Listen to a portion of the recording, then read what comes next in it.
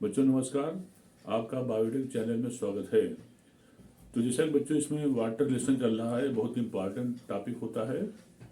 चाहे नीट का पेपर हो चाहे बोर्ड पेपर हो, सभी से क्वेश्चन पूछा जाता है।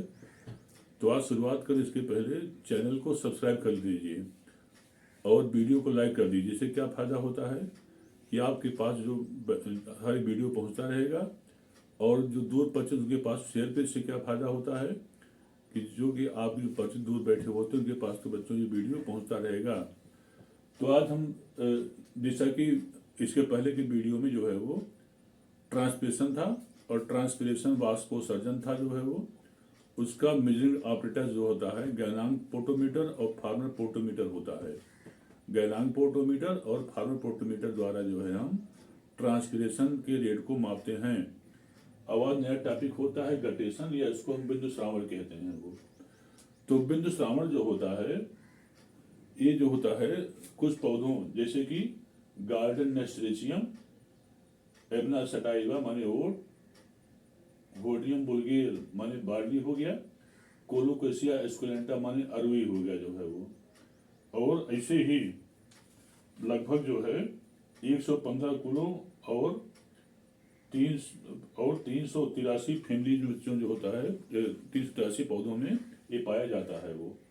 अब होती गटेशन वास्तव में क्या होता है और इसका अध्ययन सबसे पहले किस वैज्ञानिक ने किया, इसके बारे में आप बताते हैं। सबसे पहले इसका अध्ययन जो है वो सर्थम बर्गस्टीन नामक वैज्ञानिक ने सबसे पहले इसका अध्ययन किया जो है वो।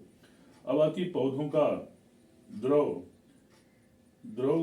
के बूंदों के रूप में पत्तियों के किनारों पर प्रातःकाल निस्राहण जो होता है गटेशन कहलाता है। माने क्या मतलब कि ये उस समय होता है जबकि ह्यूमिडिटी जो होती है वो ज़्यादा होती, संतृप्त होती है। तो उसमें पत्तियां होती हैं, माने जो पत्तियां होती हैं उनके जो बेन एंडिंग पोर्शन होते हैं उनसे जो होता है बूंद बूंद के रूप में जो होता है ड्रॉपलेट निकलने को हम क्या कहते हैं, बिंदु श्रावण या गटेशन कहते हैं जो है वो। अब होती है कि क्षतिग्रस्त पत्ती के अग्रभाग से जल का द्रव के बाहर निकलने की प्रक्रिया जो होती है यह गटेशन या बिंदु श्रावण कहलाती है। अब आती है बिंदु श्रावण जो होता है सामान्यतः तब होता है जब पौधों को अधिक सतत वायुमंडल में रखा जाता जो है वो। अब होती है कि उद्गमन कभी कभी तने की लेंटिकुलर सतह पत्तियों के कटे भागों द्वारा भी हो सकता है जो है वो। और साकी पौधे जैसे हमने बताया गार्डन एस्टेरियम में, एबना सटाइवा में, कोडियम बुल्गेर में और कोलोकेशिया एस्कुलेंटा में माने यह पाया जाता जो है वो।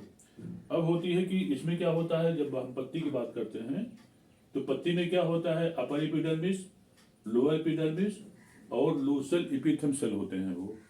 एपिथेम सेल जो होता है लूज सेल होते हैं, ये अपर एपिडर्मिस हो गया, लोअर एपिडर्मिस हो गया। और इसमें वाटर स्टोमेटा या हाइड्रोथोट पाए जाते हैं वो। वाटर स्टोमेटा या बच्चों हाइड्रोथोट्स पाए जाते हैं, इसको हम वाटर स्टोमेटा या इसे हम हाइड्रोथोट्स कहते हैं वो। हाइड्रोथोट्स कहलाता जो है वो। हाइड्रोथोट्स में बच्चों जो होता है पाए जाते जो है वो। ये भी नॉर्मल स्टोमेटा की तरह होता है, लेकिन ये स्टोमेटा जो होती है हमेशा क्या होती है, खुली रहती जो है वो। अब होती है कि जो बिंदु श्रावण होता है यह प्रातःकाल माने रात के समय जब ठंडी मौसम होती है तो इसमें दिखाई पड़ता जो है वो। अब होती इसमें जो जल निकलता है द्रव वाष्प के रूप में निकलता है। और इसमें अधिक शर्करा जो होती है खनिज लवण और शर्करा जो माने कि जो वाटर ड्रॉपलेट निकलता है इसमें खनिज लवण और शर्करा जो होते हैं वो घुले होते हैं जो है वो। अब होती है कि यह जो होती है एक अनकंट्रोल्ड फिनोमेना होती है, माने अनकंट्रोल्ड या अनियंत्रित फिनोमेना होती जो है वो। अब बिंदु श्रावण का जो होता है बिंदु श्रावण पर तापमान का कोई नियंत्रण नहीं होता जो है वो। और हाइड्रोथोट्स जो होता है जिसे हमने बताया कि वाटर स्टोमेटा हाइड्रोथोट्स जो होता है हमेशा ये खुले रहते हैं जो है वो। ये सामान्यतः जो होता है ये मतलब कि जो बताया हमने कि गार्डन एस्टेरियम में, एबना सटाइवा में, कोडियम बुल्गेर में और कोलोकेशिया एस्कुलेंटा में बच्चों जो होता है ये पाए जाते जो है ये। अब होती है कि इसमें क्या होता है वो, माने कि इसमें जो रक्षक कोशिका होती हैं गार्ड सेल का इसमें अभाव होता है वो। माने इसमें वाटर स्टोमेटा में गार्ड सेल या रक्षक कोशिका का क्या होता है ये अभाव होता जो है वो, अतः ये खुले रहते हैं वो। और इसमें ये जो शामिल होता है, ये रूट प्रेशर माने मूल दाब के कारण जो होता है, रूट प्रेशर कारण जो होता है, ये होता जो है ये। अब होती है कि ये प्राय शाकी पौधों माने जो हर्बेशियस प्लांट्स होते हैं, शाकी पौधों में जो होता है ये पाया जाता है, जिसको कि हर्बेशियस प्लांट्स कहते हैं जो है ये। अब होती है कि वाष्पोत्सर्जन द्वारा जो जल निकलता है, माने कि वाष्पोत्सर्जन के द्वारा जल के अवशोषण में वृद्धि होती जो है वो, और ये जल वाहिनी ये देखिए यहाँ पर जायज बेसस होते हैं जो है ये, यही से वाटर निकल करके बाहर जो होता है यहाँ पर विषाणु निकलता जो है वो। तो बड़ा इंपॉर्टेंट है ये, क्योंकि चाहे नेट पेपर हो चाहे बोर्ड पेपर होता है, सभी बच्चों इससे क्वेश्चन पूछा जाता है और बहुत ही इंपॉर्टेंट होता है वो। अब होती है नेक्स्ट साइड लेके चलते हैं आपको हम प्लांट वाटर रिलेशन में।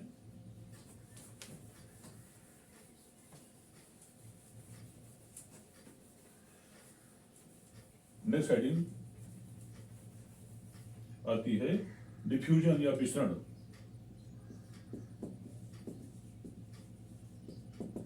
डिफ्यूजन या इसको हिंदी में क्या कहते हैं, इसे हम विसरण कहते हैं जो है वो। तो विसरण क्या होता है, बड़ा इंपॉर्टेंट होता है जो है ये विसरण। विसरण जो होता है या ठोस द्रव और गैस जो होता है, तीनों विसरण प्रोसेस होती है। इसमें पदार्थ के अणु जो होता है अधिक सांद्रता से कम सांद्रता की ओर तब तक चलते हैं जब तक कि दोनों स्थानों पर जो होता है कंसंट्रेशन जो होता है वो इक्वल ना हो जाए। उसी में क्या कहते हैं, विसरण या डिफ्यूजन कहते हैं। माने विसरण जो प्रोसेस होती है एक ऐसी प्रोसेस होती है जिसमें पदार्थों के अणु ठोस द्रव और गैस ये तीनों फॉर्म में होता है वो। लेकिन गैस जो होती है, गैस में सबसे अधिक विसरण होती है, इसके बाद ठोस में होता है, उसके बाद फिर क्या होता है, ये द्रव में होता है। लेकिन सबसे अधिक विसरण क्रिया जो होती है वो गैस में होती जो है वो। तो अब इस क्रिया में क्या होता है, पदार्थों के अणु अधिक सांद्रता से कम सांद्रता की ओर तब तक चलते हैं जब तक कि दोनों स्थानों पर सांद्रता जो होती है वो बराबर ना हो जाए जो है वो। अब होती विसरण की क्रिया, विसरण की जो क्रिया होती है ये बड़ा इंपॉर्टेंट होता है। विसरण कहाँ कहाँ होता है वो, तो सबसे अच्छा है जैसे सेंट की शीशी होती है वो, सेंट की शीशी आप सेंट ढक्कन खोल दीजिए, देखेंगे विसरण क्रिया द्वारा जो होता है पूरा सेंट वायुमंडल में फैल जाता है वो। और विसरण क्रिया द्वारा जो होती है कार्बन डाइऑक्साइड पत्ती में प्रवेश करती है और O2 का इसमें क्या होता है, ये निष्कासन होता है जो कि विसरण द्वारा ही होता है। माने CO2 अंदर पहुंचता है और O2 जो होता है वो बाहर निकलता है। ये क्रिया विसरण द्वारा ही होती जो है वो। अब होती है कि विसरण जो होता है इसमें पौधों में विसरण की प्रमुखताएं क्या होती जो है वो। विसरण द्वारा कोशिका में भोज्य पदार्थ जो होता है एक स्थान से दूसरे स्थान पर या एक कोशिका से दूसरी कोशिका में जो है पहुंचता या स्थानांतरित हो जाता है। माने विसरण द्वारा जो होता है वो कोशिका में भोज्य पदार्थ जो होता है एक स्थान से दूसरे स्थान पर या एक कोशिका से दूसरी कोशिका में पहुंचती या स्थानांतरित होती रहती है, माने ट्रांसलोकेट होती रहती जो है वो। अब होती है विसरण के अंतर्गत विसुत हो रहे कण एक प्रकार के विसरण दाब का निर्माण करते हैं वो, और इसे क्या कहते हैं, विसरण दाब कहते हैं। माने जिसमें विसरण क्रिया होती रहती है तो एक दाब अनुभव होता है, उसे क्या कहते हैं, विसरण दाब, या उसे हम क्या कहते हैं, डिफ्यूजन प्रेशर कहते हैं। वो जो होता है डिफ्यूजन प्रेशर या विसरण दाब कहलाता है जो है वो। विसरण दाब एक ऐसी क्रिया होती है जिसमें कि जब विसरण होता है तो एक प्रेशर अनुभव होता है, जिसे क्या कहते हैं, डिफ्यूजन प्रेशर, जैसे हम विसरण दाब कहते हैं। अब आती एक ही माध्यम में दो पदार्थ एक साथ विसरण कर सकते हैं वो, और ये दोनों पदार्थ जो होता है स्वतंत्र रूप से एक दूसरे से विसरण करते हैं वो, और इनसे आपस में कोई प्रभाव नहीं होता जो है वो। जैसे कि पौधों में कार्बन डाइऑक्साइड और ऑक्सीजन का विसरण जो होता है वह एक साथ होता है वो। माने कार्बन डाइऑक्साइड जो है ली जाती है वो एटमॉस्फेयर से जो है वो फोटोसिंथेसिस क्रिया द्वारा, और O2 ली जाती है एटमॉस्फेयर से by the process of the respiration क्रिया में ली जाती जो है वो। तो माने इससे क्या होता है, इसका आपस में दोनों में कोई प्रभाव नहीं पड़ता जो है वो।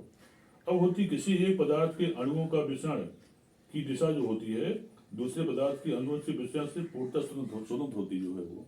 माने क्या मतलब, किसी एक पदार्थ के अणुओं की विसरण की दिशा जो होती है दूसरे पदार्थ के विसरण से की दिशा से जो होती है वो पूर्णतः क्या होता है, वो स्वतंत्र होता है। वो उदाहरण, दो या अधिक गैसें एक ही या विपरीत दिशाओं में जो होता है बिना एक दूसरे के गति या दिशा में भी प्रभावित किए विकसित हो सकती जो है वो। अब होती है कि विसरण दाब से क्या तात्पर्य होता है, वो किसी माध्यम में ऐसे प्रसिद्ध होने योग्य कण जो कि विसरणशील होते हैं, माने जो कि डिफ्यूजल होते हैं जो है वो इस माध्यम में एक प्रकार का दाब डालते हैं और जिसे कि हम डिफ्यूजन प्रेशर या इसको हम विसरण दाब कहते हैं जो है वो। अब आती है प्रसरण दाब जो होता है और प्रसरण कणों की सांद्रता या उसकी संख्या के समानुपाती होता है वो। अब होती है विसरण दाब जो होती है विसरण की विभव योग्यता होती है। विसरण दाब से तात्पर्य गैस द्रव का अधिक सांद्रता से अपनी कम सांद्रता क्षेत्र की जो होता है वो विसरण क्रिया होती है वो।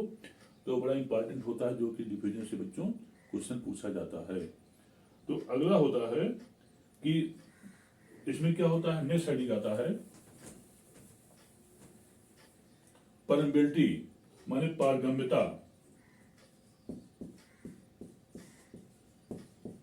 पारगम्यता या इसको हम कहते हैं परमेबिलिटी। तो एक तीन प्रकार का होता है वो। एक होता है परमेबल होता है, परमेबल, और सेकंड होता है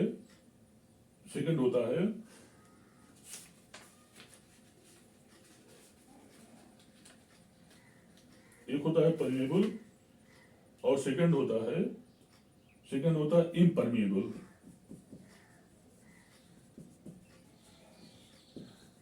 इम्परमेबल और थर्ड होता है सेमी परमेबल। Semi permeable. तो परमेबल माने पारगम्य झिल्ली। तो बच्चों आज के इतने पर्याप्त है, इसको लाइक करना भूलिएगा। धन्यवाद।